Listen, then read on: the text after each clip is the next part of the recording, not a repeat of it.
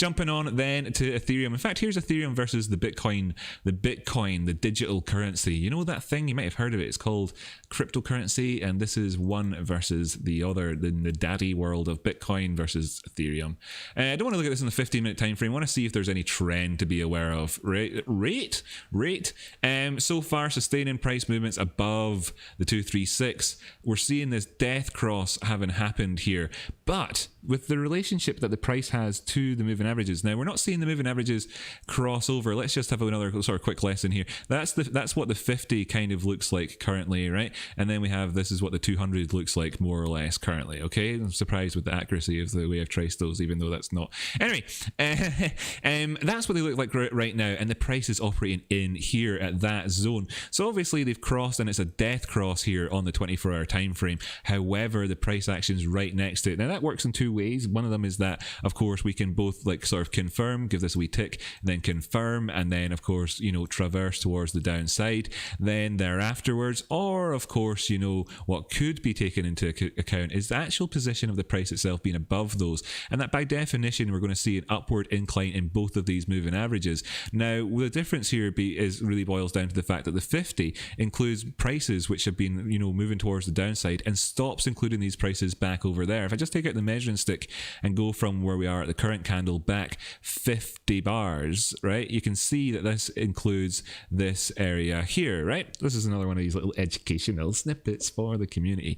So you have this here, and this is obviously, all of these numbers are what account for the 50 period moving average lining up perfectly right now with the 236 Fibonacci retracement point, okay, giving us that nice confluence in there as a result of this movement here, which is purely the downward move, and then the subsequent rise up again thereafter as we came in with this slightly bullishly divergent low at that point and moved towards the top sides, okay? Whereas the 200 period moving average includes going back 200 periods, includes information from all the way back here before our rise up the way, okay? So it includes some stuff that's lower, and it includes some stuff that's higher, which means that, you know, we can look at this, right? We're allowed to.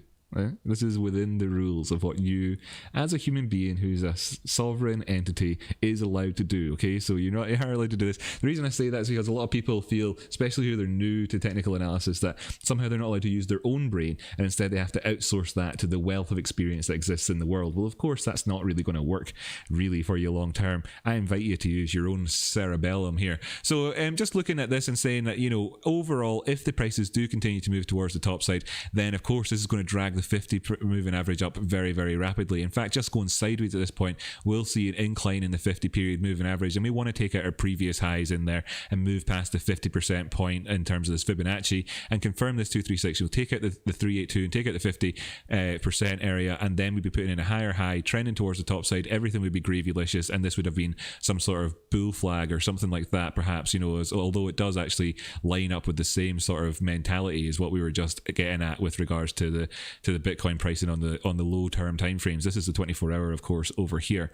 Now, that would be very, very good. Now, we have moved past this point of support over there, and that's obviously, you know, not fantastic for things, but like that was never really real. Looking back the way, we can say that that was obviously just kind of BS, and that we have that Gestalt image of the descending triangle on the go that we were talking about on the 15-minute Bitcoin chart here on the 24-hour Ethereum chart. Now, what I'm doing by saying that is allowing you, and of course I reckon most people know this, is allowing you to link these two disparate things together for comparison's sake. That's all. Not because I'm saying what's happening on the 15-minute chart is going to be predictive of the 24-hour Ethereum chart. No, that's not what I'm saying. What I'm saying is just purely for contextual understanding of what's going on and how you can see these, how you can get the points that I'm making. Anyway, with the 200 simple period moving average, we still include areas that are down below. So we're going to see this continuing to move towards the top side really overall as a result of this being a higher low that we put in here. And this is, of course, each one of these are getting taken off as we move forward and replaced by a number which actually springs up towards the top side and gets bigger quicker, right? So this boils back down to the fact that we're right here now. If we were below in this area down below just here, and we saw the prices crossing as a result of the recent price action instead, and we were just in that area there. And looking up the way, as you so often see the crosses happening in relation to the prices, you know, or whatever, this would mean that, of course, then that we're continuing to put in pressure to the downside on the 50 regardless of the recent past price history, because we'd be below it. So in effect, we're always adding negativity to it. That's implicit and inherent in the maths. Intrinsic, if you like. So that would obviously be happening, and the 200 would be happening like that, while we have no chance of taking out any of these periods here of where price action was higher. Whereas we are saved by the fact that the price action is currently operating above at least this period just here with regards to the 200, and this period just here, pardon me, and the 50, so we can see that there's a greater chance of this failing with result of the price being there. However, movements down past it give you a quicker confirmation of it, okay? So after a cross, you want to look for that confirmation. That confirmation often takes form in a little bit of a counterintuitive move against the trend to go back up and retest them, or go back down and retest them. In this instance, the prices would be moving down to then test them as they went on past. Now, you might then see a retest of them after they go into the sandwich zone, you know, between the two lines, etc., etc., etc. So we know how these things can play out, but we're getting off on a negative footing unless we see immediate strength with regards to this. Now, how could this happen? This could happen in a number of ways. Well,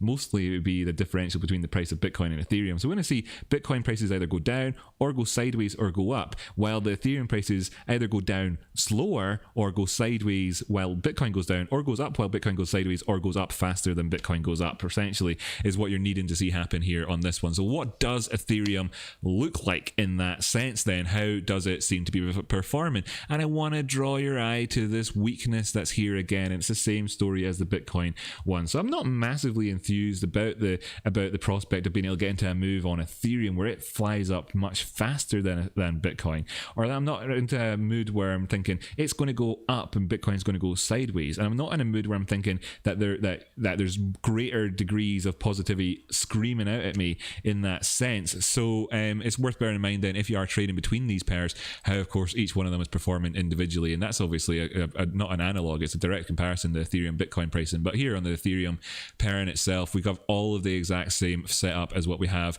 with regards to the Bitcoin pricing. As you can see, this is the low that we spoke about with Bitcoin. I forgot to put a timestamp in there for people. What was it? We're going to say it's roughly 28 mins for ETH, BTC, roughly 35 mins for ETH USD. Okay, cool, got that in the chat there. And by the way, thanks so much for joining us, Shivam, again. Thanks for joining us, Chris.